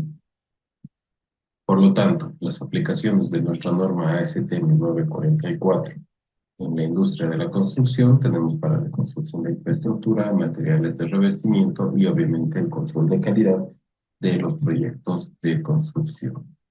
Por lo tanto, podemos decir que la resistencia al desgaste es un factor clave para garantizar la durabilidad y el desempeño a largo plazo de los materiales de construcción. La norma ASTM 944 proporciona una herramienta estandarizada y confiable para evaluar y comparar esta propiedad. En cuanto a la optimización de materiales, los resultados de la prueba ASTM 944 permiten a los ingenieros y fabricantes optimizar la composición y el procesamiento de los materiales para mejorar su resistencia al desgaste y prolongar su vida útil. Aplicaciones prácticas. La norma 944 es ampliamente utilizada en la industria de la construcción y la ingeniería civil para seleccionar, especificar y controlar la calidad de los materiales utilizados en aplicaciones donde la resistencia al desgaste es fundamental. Con esto estaríamos terminando la parte de las diapositivas y de los ensayos. Entonces, permítanme que vayamos a revisar la siguiente parte. Ahora estaríamos pasando a revisar un ejemplo de cómo se presenta un plan de calidad. Posterior a eso vamos a revisar un plan de ensayos. Vamos a hacer hincapié en que tanto un plan de calidad como un plan de ensayos es muy específico para cada proyecto en función a qué tipos de ensayos se va a hacer, qué materiales se tienen, qué tipos de hormigones, la frecuencia de los ensayos, especificaciones técnicas muy diferentes, proyectos muy diferentes, factores ambientales que van a variar en función de la ubicación del proyecto, es decir, etcétera. Uno no puede agarrar ni un plan de calidad, ni un plan de ensayos de algún lado e intentar o pretender utilizarlo idéntico en otro proyecto. Eso no va a pasar, ¿sí? Entonces estaríamos revisando estos dos documentos y posterior a eso vamos a revisar lo que son las planillas Excel que les voy a compartir sobre los ensayos. Obviamente no vamos a entrar a revisar todos, es decir, no los vamos a ir utilizando, pero sí nos vamos a tomar la molestia de por lo menos ir viendo qué es lo que nos calcula cada una de estas planillas. Como les decía, todas ya están programadas, es decir, ustedes simplemente tienen que tomarse la molestia de revisar cada una de ellas. Todas están trabajando en función a las normas que hemos ido revisando, así que es fácil de entender si es que conocemos la norma y si nos tomamos unos minutos de revisar cada planilla. Entonces, denme unos segundos, por favor, para que vaya a abrir el primer archivo y posterior a eso vayamos continuando.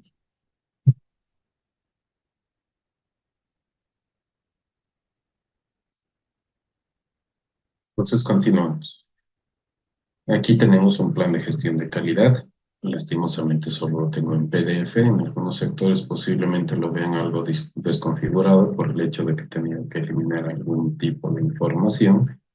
De todas formas, esta es una forma de presentación de un manual de calidad, donde tenemos introducción, desarrollo, fundamentos del sistema de gestión de calidad del proyecto, principios de la gestión de calidad, etapas en el diseño e implementación de sistemas de la gestión de calidad, enfoque de sistemas de gestión de calidad, papel de la alta dirección dentro del sistema de la calidad, enfoque de sistema basado en procesos, sistema de gestión de calidad, la información documentada del sistema de gestión, responsabilidad de la dirección, asignación de funciones, autoridades y responsabilidades, recursos de seguimiento y medición. Ya dentro de lo que es el plan de control de calidad, tenemos propósito y alcance, campo de aplicación, documentos de referencia, gestión de labores, responsabilidades, procesos de control de calidad, inspección, ensayo y registro de la calidad. Plan de auditorías internas, informe la gerencia de proyecto, gestión de los recursos humanos, y si se van fijando prácticamente incluso tenemos hasta el control de las firmas para la documentación. Entonces, sí es un documento bastante completo, bastante amplio, y dentro de esto incluso tenemos el anexo 1, que es el plan de inspección de ensayos, que igual lo vamos a ver, y ya tema de procedimientos, registros, y así como la matriz de control meteorológico, o cualquier otro anexo que existiese en versiones posteriores, ya no es parte del curso, por lo tanto no lo vemos, ¿sí? Entonces, si nos vamos un poquito a revisar dentro de lo que tenemos en nuestro plan de gestión de calidad, nos vamos a pasar directamente a la hoja 25, si es que no estoy mal.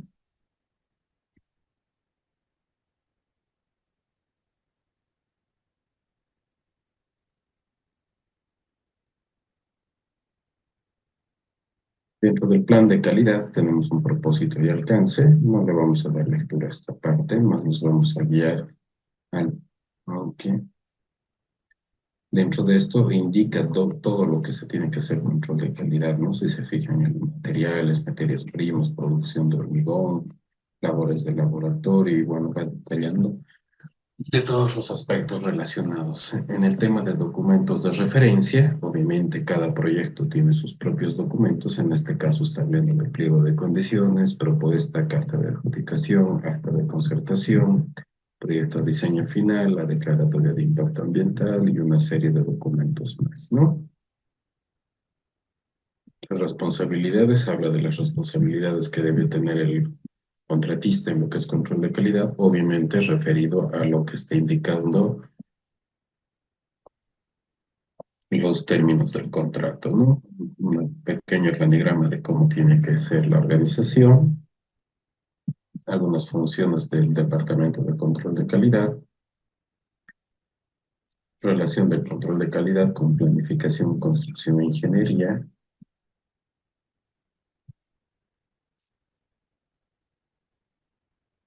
En cuanto a los procesos constructivos, habla algunos aspectos de control, como por ejemplo el ingreso de personal, punto de inspección, lo que se debe verificar.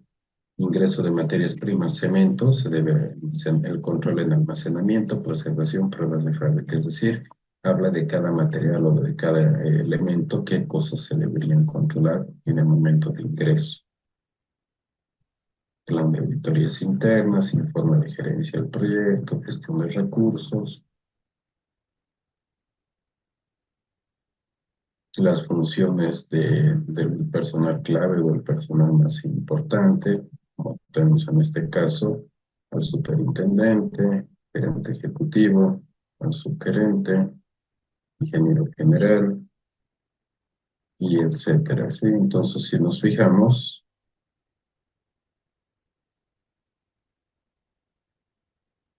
incluye las funciones del personal, digamos que más representativo dentro de algún proyecto. Y bueno, básicamente, el plan de calidad se puede ir presentando en función a las diferentes necesidades que pueda tener el proyecto y en función a lo que el cliente realmente necesite, ¿no? Como les dije, si bien esto es un ejemplo, no es algo que podamos presentar o que pueda ser parte de lo que realmente nosotros necesitemos en todos los proyectos en los que nos encontremos. En este caso, vamos a ir tocando algunos puntos, ¿sí? Porque este plan de ensayo tiene 12 hojas y es demasiado extenso. Por ejemplo, en el tema de cemento, la descripción, composición química. Responsable es el proveedor. Instructivo o el procedimiento, límite elástico en función a la ASTM C150, procedimiento según la ASTM 114 o por análisis químico por XRF. Referencias en especificaciones técnicas, no tiene. La frecuencia, un ensayo por cada lote que llegue a obra.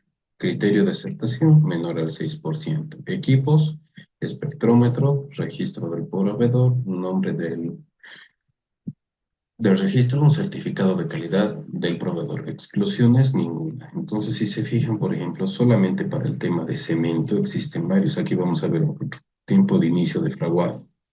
¿Quién va a realizar quién es responsable del laboratorio o de este ensayo? El proveedor. ¿En base a qué norma? En este caso nos decía utilizar normas nacionales, la NB11. Un ensayo por cada lote que llegue a la obra. El criterio de aceptación, ¿con qué vamos a realizar? Con el aparato dedicado. Prácticamente, si se fijan solo del cemento, hay un montón de ensayos, ¿verdad? Por ejemplo, agua. Sólidos disueltos. ¿Quién lo va a realizar? Un laboratorio externo. En función a qué norma, a la NB 587. Criterio de cumplir el 3.3 de las especificaciones técnicas. De la frecuencia, una vez al mes, hasta obtener resultados representativos de la fuente. Los datos que deben tener, menor a 1 gramo por litro, si no, no será aceptado, ni con microscopios y termómetros. Lo propio para el tema de agregados, agregado fino, agregado grueso.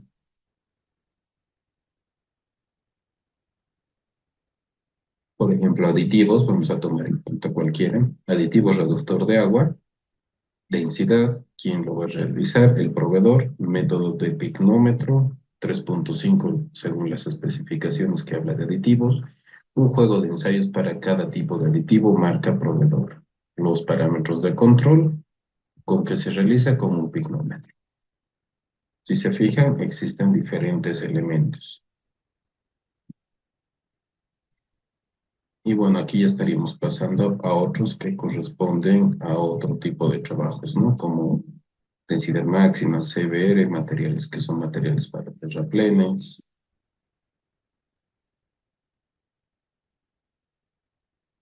Quizás no aplicables a lo que son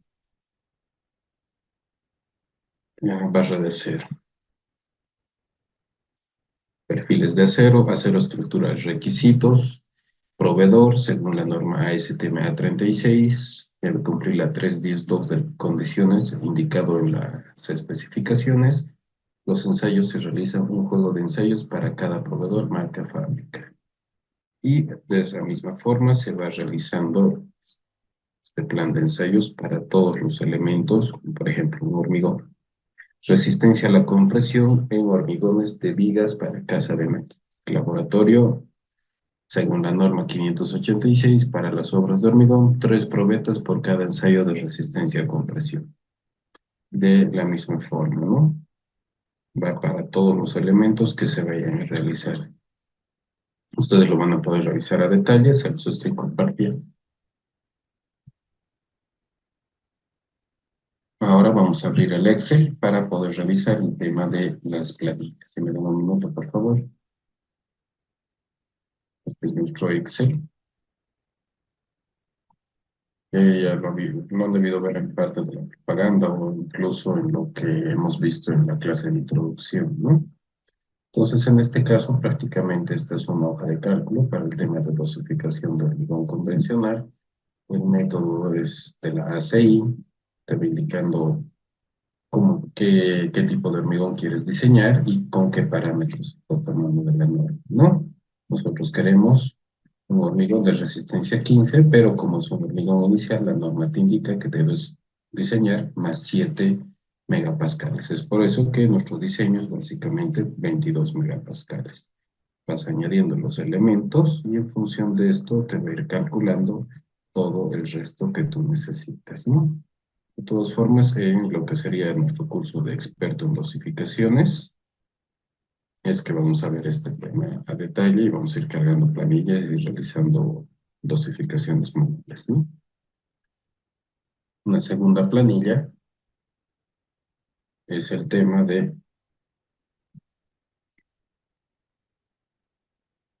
ensayos de resistencia a la compresión, cilindros de hormigón.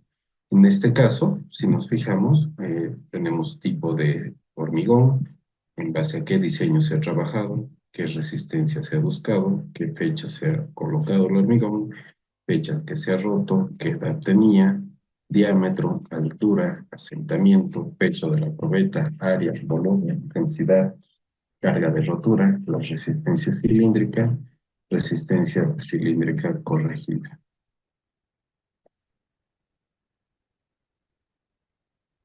Aquí está. El factor de esbeltez es el factor de corrección cuando no tenemos cumplimiento de la relación diámetro-altura. Recuerdo que alguien hizo la pregunta en el grupo de WhatsApp o de igual forma creo que en alguna de las clases. De todas formas, este factor de esbeltez es el que llega a modificar lo que nosotros tenemos aquí indicado como resistencia cilíndrica en función al cálculo y para pasar a resistencia cilíndrica corregida. Es decir, este factor, el cual se determina en función a las correcciones diámetro-altura, es lo que nos va a marcar la resistencia corregida o la resistencia real para la probeta que estemos utilizando. De todas formas, igual este Excel está todo programado, así que ahí lo tienen, ¿no? Obviamente, lo único, el factor de esbeltez, es que hay que meter a mano cuando tenemos alguna corrección. En este caso, tiempo efectuado en función de nuestra norma ASTM C43 por agujas de penetración y es lo mismo, ¿no? Se va realizando una carga de cantidad de cemento, es decir, las dosificaciones que vamos teniendo y se va realizando una lectura para que después lo demás se vaya calculando automáticamente, ¿no? De igual forma, el cálculo de temperaturas, va a marcar el fraguado inicial, el fraguado final. En el tema del agregado fino, en otra de las planillas, tenemos lo que sería en este caso el análisis granulométrico según la C136. Lo propio, se va metiendo los datos que se tienen de la granulometría que vamos realizando y automáticamente nos va a realizar la gráfica del elemento. Para el caso del agregado grueso, prácticamente es lo mismo que el anterior.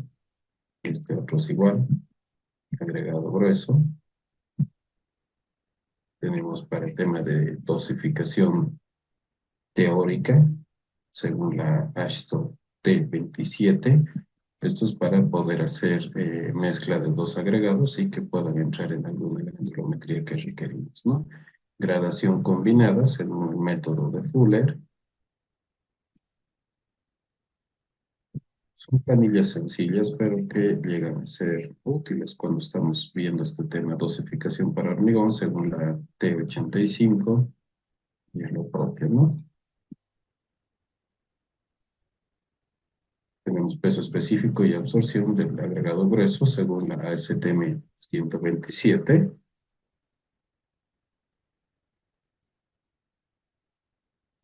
En este caso, según la ASTM-C 128, lo mismo, agregado peso específico y absorción para el agregado fino, precios unitarios según la C29, de igual forma, pesos unitarios según la C29, en este caso tenemos el método de desgaste de Los Ángeles, la ASTM-C 131. Evidentemente no hemos revisado algunas de estas normativas porque están más relacionadas a los agregados como actual o a la preparación previa de los elementos para el hormigón, ¿no? En este caso tenemos la C88 para el tema de desintegración. Ensayo de impurezas orgánicas para lo que es la arena, la C40. Índice de aplanamiento y de alargamiento del agregado, la ASTM-D 4791. La 142, ensayo de arcillas y partículas desmenuzables. La C188, para el tema del peso específico del cemento. La C188, esto creo que es para el tema de la pozolana. Y bueno, eso serían nuestras planillas, ¿sí? Entonces, si tendríamos alguna pregunta, por favor, acerca de lo que hemos estado revisando hoy en general, este sería. ¿No? Estaba viendo que hay una pregunta, me dicen, ¿bajo qué normas se elabora el plan de calidad? Bueno, todo plan de calidad, es decir, un plan de calidad general, no hablando puntualmente de lo que es el hormigón, se debería trabajar con la 9001, la ISO 9001, que son sistemas de gestión de calidad. Es decir, es nuestra base de hacer una norma perdón, un plan de calidad. En el caso de lo que es gestión de calidad en la construcción, tenemos la ISO 19600.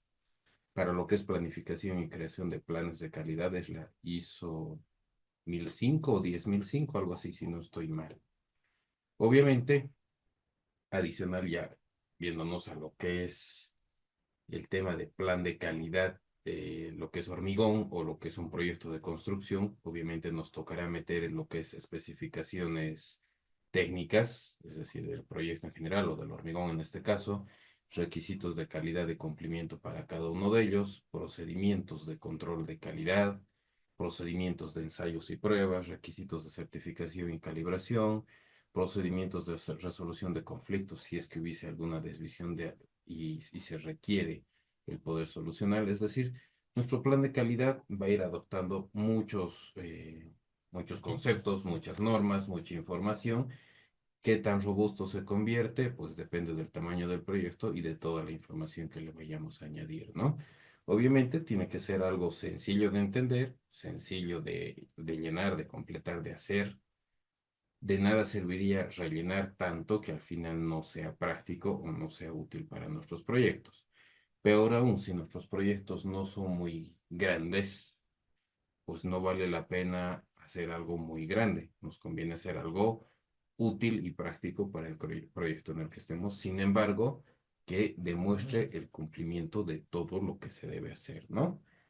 y me dicen la planilla del módulo de elasticidad. No estoy seguro si está en este Excel o está en el otro Excel que también les voy a compartir. De todas formas, no se preocupen, son varios archivos que les comparto. E incluso les agrego el tema de un documento base para sistema de gestión de calidad. No recuerdo bien todo lo que les agrego en este curso, sí, pero pierdan cuidado que todo va a estar para el día de mañana, evidentemente, porque hoy ya dudo mucho que lo vaya a hacer. Si habría alguna pregunta más, por favor.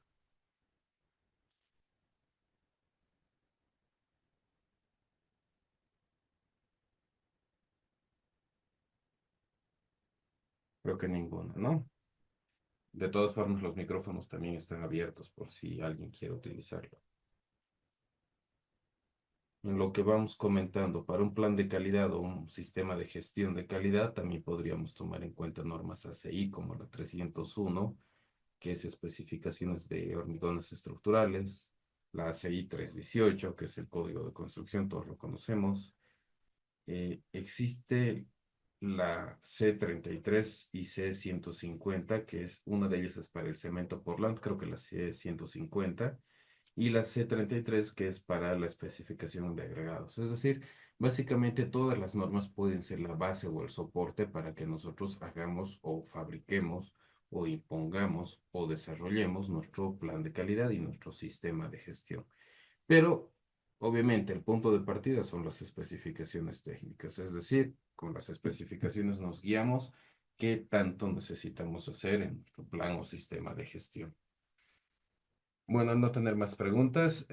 Buenas noches, gracias por su atención y será hasta una próxima oportunidad.